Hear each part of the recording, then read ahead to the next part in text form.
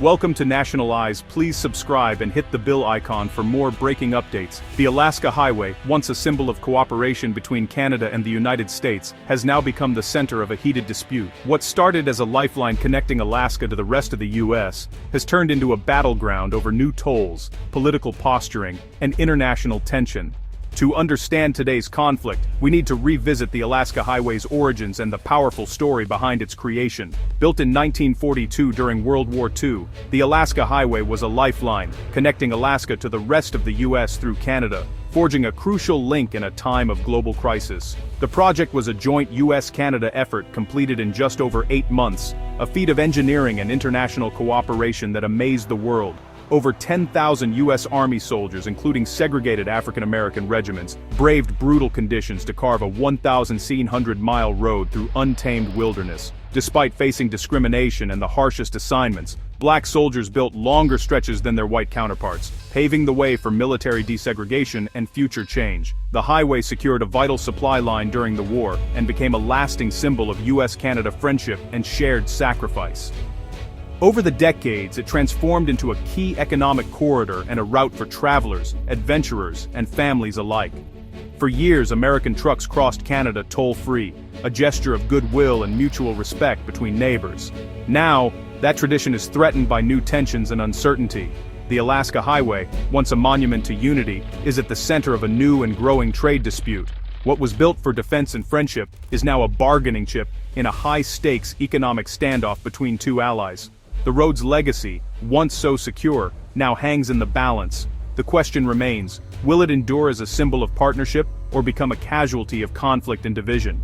The crisis erupted in March 2025, shaking both sides of the border when President Trump imposed steep tariffs on Canadian goods, a move that stunned many observers. He claimed it was necessary to protect American jobs and industries from unfair competition. The 25% tariffs sent shockwaves through Canada, rattling markets and communities alike. Prime Minister Trudeau immediately condemned the move and vowed swift retaliation. Canada responded with its own tariffs, escalating the standoff between the two nations. Trump's temporary pause and selective exemptions only deepened confusion and uncertainty for businesses. The rhetoric intensified. British Columbia's Premier David Eby accused Trump of economic warfare, raising the stakes. He even suggested the U.S. aim to annex Canada, fueling public outrage. The dispute quickly moved beyond federal governments, drawing in local leaders. Canadian provinces, feeling threatened, began crafting their own countermeasures and strategies. The White House's aggressive move signaled a willingness to disrupt even the closest economic relationships. What began as a tariff threat rapidly escalated into a broader conflict with no easy solution in sight. Provinces like British Columbia took the lead in fighting back, rallying public support. The stage was set for a dramatic showdown, with tensions mounting on both sides. This was not just a dispute between nations, but between regions and communities as well. The Alaska Highway would soon become the front line in this growing conflict. The world watched closely as a trade dispute spiraled into a true test of national resolve and unity. British Columbia struck back, announcing plans to toll U.S. commercial trucks on the Alaska Highway, the only land route connecting Alaska to the lower 48 states. For decades, this passage was free, a symbol of open borders and cooperation. Now, BC's proposed tolls directly target a vulnerable U.S. supply line, causing concern. The province also pledged to halt government purchases of American goods and ban liquor from Republican-led states, adding a political edge to the conflict. The logistics are complex. No toll booths exist yet, but BC plans to adapt weigh stations for collection purposes.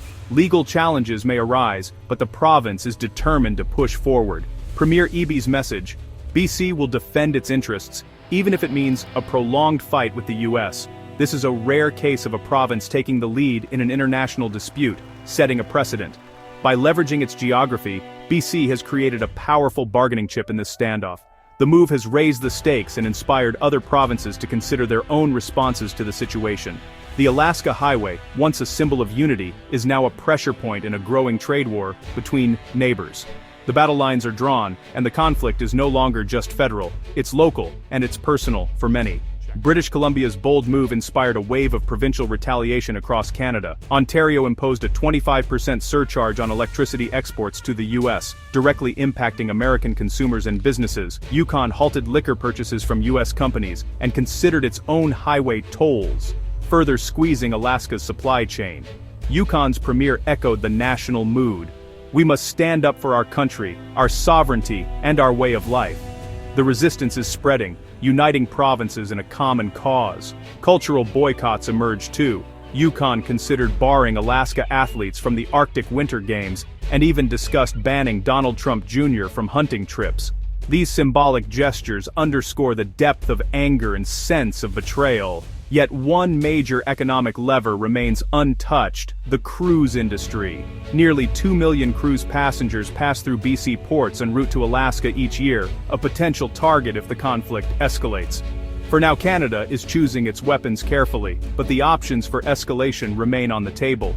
Alaska is caught in the crossfire, and its residents are feeling the squeeze. While most cargo arrives by sea or air, the Alaska Highway is vital for time-sensitive goods, fresh produce, industrial parts, and more. New tolls threaten to disrupt this fragile supply chain, raising costs for everything from groceries to building materials. The Alaska Trucking Association warns that higher transportation costs will hit consumers hard. State Senator and trucker Robert Myers says the impact will be felt in every household.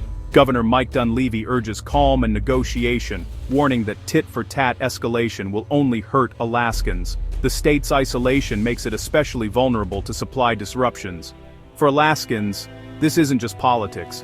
It's about the cost of living and economic survival. The threat is real: higher prices, potential job losses, and growing anxiety. Alaskans are watching, hoping for a diplomatic solution before the pain becomes too great. Economic experts warn that this dispute is a classic negative-sum game. Everyone loses. Dr. Amelia Thorne, a trade economist, explains, tariffs hurt Canadian exporters, but retaliatory tolls and surcharges hurt American businesses and consumers, especially in Alaska. The greatest damage comes from uncertainty. Decades of open trade built complex supply chains. Sudden tariffs and tolls throw everything into chaos.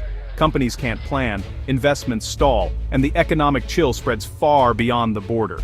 Weaponizing the Alaska Highway is clever but risky. Dr. Thorne warns it sets a dangerous precedent. Other countries may follow, turning infrastructure into political weapons. The result: global trade instability and less prosperity for all. The only real solution, she says, is de-escalation and negotiation. Both sides must step back, remove new tariffs and tolls, and restore trust. The US-Canada partnership is too valuable to sacrifice over political brinkmanship.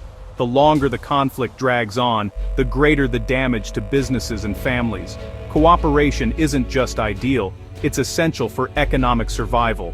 Behind the headlines, real people are paying the price for this conflict. Canadian workers in targeted industries face layoffs and uncertainty. American truckers who rely on the Alaska Highway see their livelihoods threatened by new tolls. Small businesses in Alaska brace for higher costs and shrinking margins.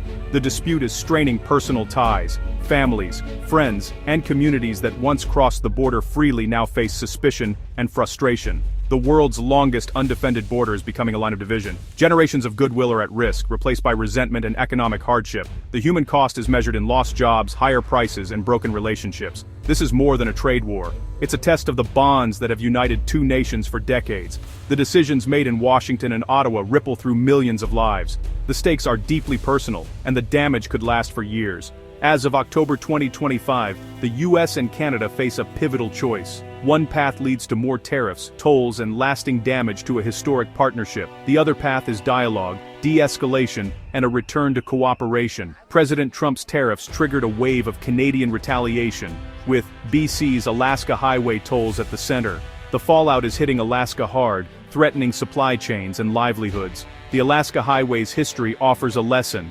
It was built in crisis, through partnership.